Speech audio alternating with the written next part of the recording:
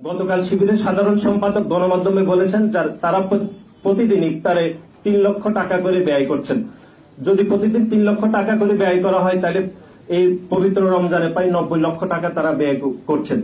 আমরা আপনাদের মাধ্যমে তাদের কাছে জানতে চাই এই 90 লক্ষ টাকা একটি সাধারণ শিক্ষার্থীদের সাধারণ সংগঠন হিসাবে তারা কিভাবে উপার্জন করছেন বা তাদের অর্থায়নের উৎস কিভাবে আসছে সেটি আমরা জানতে চাই। Wake up to reality. বাইতুল মাল সম্পাদকগুলো নিয়ে আসলে বলা যাইতো যে ছাত্র শিবিরের টাকার উৎস কি।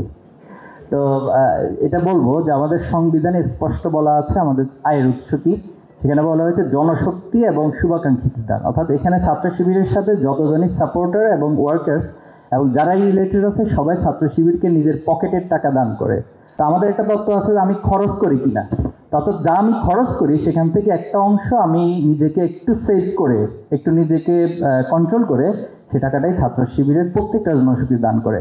এরপর আমাদের এখানে শিশির ভাই আছেন, গালিব ভাই আছেন, যারা অতীতে শিবির করেছেন, মানে আপনাদের তারাও আমাদেরকে দান করেন। যে শিশির ভাই যেটা বলছেন, উনি যখন রানিং ছিল উনিও ঠিক সেম কাজটাই করতেন।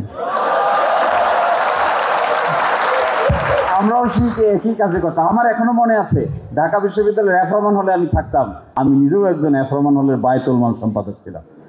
তো যখন যেতাম এরপরে আমাকে বলা হলো আপনি 12 টাকা খরচ করে রিক্সা ভাড়া দিয়ে বাইতুল মাল আনতে যান, আবার 12 টাকা দিয়ে আসেন, 24 টাকা তো খরচ, বাইতুল মাল পান কত? আমি হিসাব করে দেখলাম সব মিলে আয় হলো 326 টাকা। তো আমাকে বলা হলো আর রিক্সায় যাওয়া যাবে না, এখন বাসে অথবা টেম্পোতে যাইতে হবে।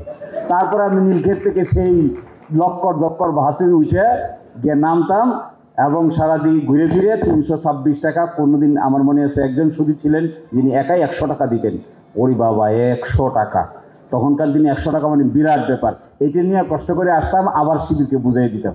আপনি এখন কয় টাকা দেন? এখন আমি এই কয় টাকা দেই, তখনকার দিনের 100 টাকার যে ভ্যালু ছিল 20 বছর আগে, তার রূপান্তর করে যা হবে তার চেয়ে বেশি দিই।